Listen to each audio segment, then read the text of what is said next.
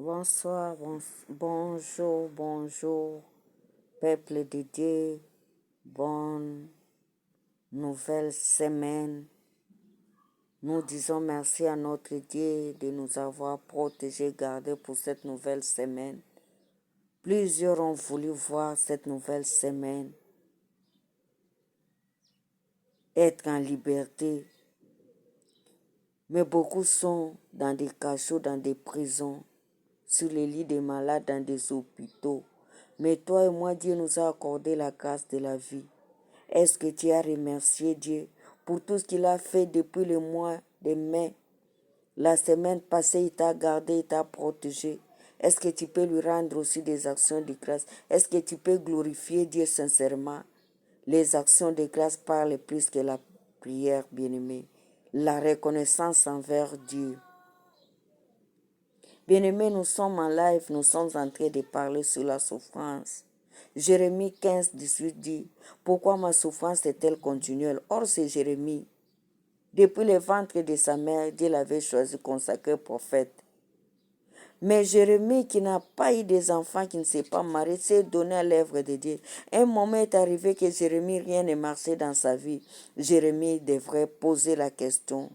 Bien-aimé, il faut être un homme d'enquête, une femme d'enquête. Si rien ne marche dans notre vie, c'est parce que nous ne faisons pas de prières d'enquête. Ta souffrance est continuelle parce que tu n'es pas un homme, une femme d'enquête. Si nous lisons le livre de 2 Samuel 5, 10 à 25, 2 Samuel 5, 17 à 25, David était un homme d'enquête. Il avait accès aux enseignements divins par des prières d'enquête. Une instruction du ciel peut nous délivrer de la souffrance, peut nous délivrer de nos combats, peut nous délivrer de nos difficultés. Un enfant de Dieu, un homme normal,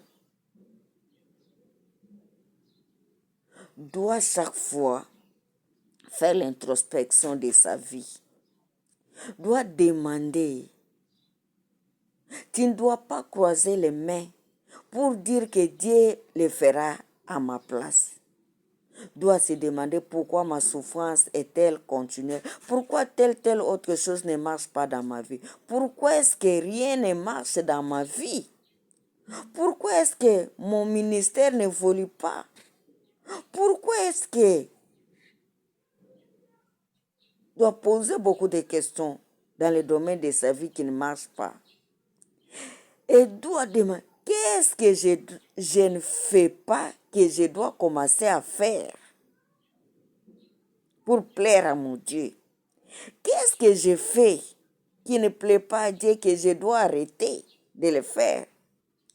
Dois poser la question, que dois-je faire?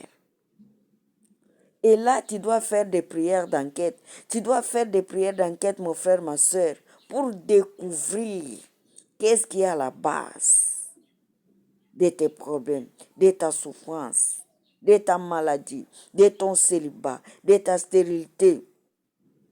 Nous avons dit, il y a 4 points. Peut-être ce sont tes péchés. Deuxièmement, les péchés d'une autre personne.